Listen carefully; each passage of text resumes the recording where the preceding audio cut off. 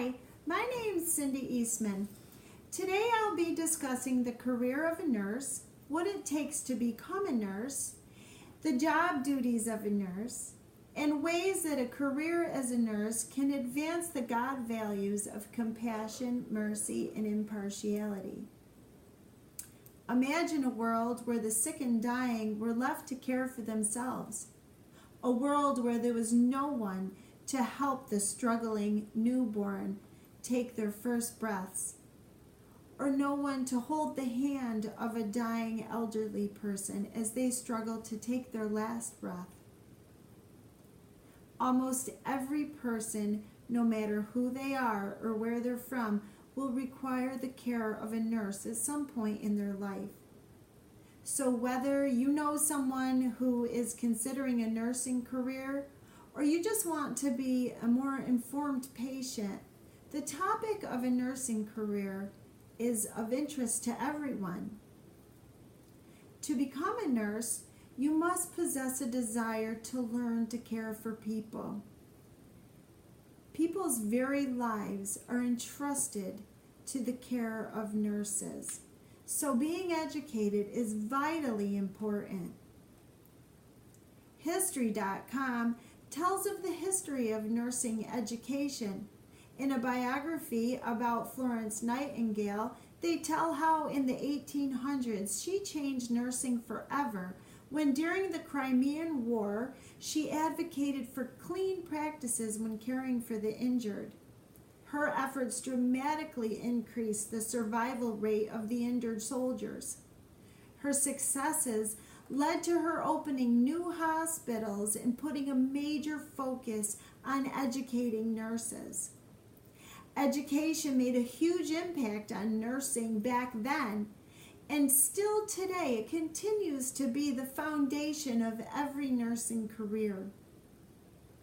To become a registered nurse requires the minimum of an associate's degree, which is typically a 2-year college degree. There are opportunities to advance in nursing with a bachelor's degree, a master's degree, a doctorate, or a nurse practitioner, which is my current goal. I've been a nurse in many different settings, and I had to be trained in each specific nursing specialty. For example, a cardiac nurse, a geriatric nurse.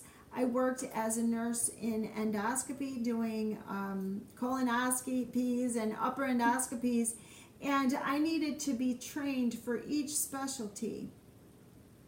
Nurse educators and nurse clinicians have special responsibilities because their job is to teach the nurses on the job to care for the specific population that they serve.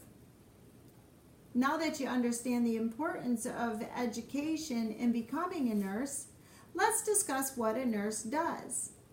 We'll start with a pie. No, not the dessert. We're talking about the acronym for the nursing process, which is APIE. APIE. Assess, plan, implement, and evaluate. We can use this systematic approach no matter what type of nursing we do. And every nurse has to keep this in mind as they care for their patients. The duties of a nurse are to assess their patient's needs. Usually we start with the physiological needs first, using Maslow's hierarchy of needs. And then we move on, of course, to the physiological or psychological, make sure that they're safe. We develop their plan specific to their assessment, and then we implement that plan. And then we have to evaluate the outcome, and then the process starts all over again. The nurse is responsible for ongoing evaluations to the patient's response to the treatment plan, and we make adjustments along the way according to the patient and the family's individual needs and per the doctor's orders. We're also responsible for working with an interdisciplinary team of professionals, including other nurses, doctors, social workers, physical therapists, occupational therapists, and even clergy and dietary. But the patient is at the center of this team, and the care is always planned with the patient at the center and the patient's family. I'll now discuss the most important role of a nurse of all other roles, and that's the way a nursing career can advance those God values that I chose: mercy, compassion, and impartiality. It takes compassion to care for those who cannot even tend to their most basic needs. Our patients are as vulnerable as any other person, and God would have us treat them with the same compassion that Jesus did the people in Matthew 14:14. The Bible says he saw the great multitude and he had compassion on them, and he healed their sick. A few verses later, he did even more than that. When they were hungry, he didn't send them away. He had 5 loaves and 2 fishes, and he fed them all. He was compelled by the compassion. Nurses are compelled by compassion, the way that Jesus was.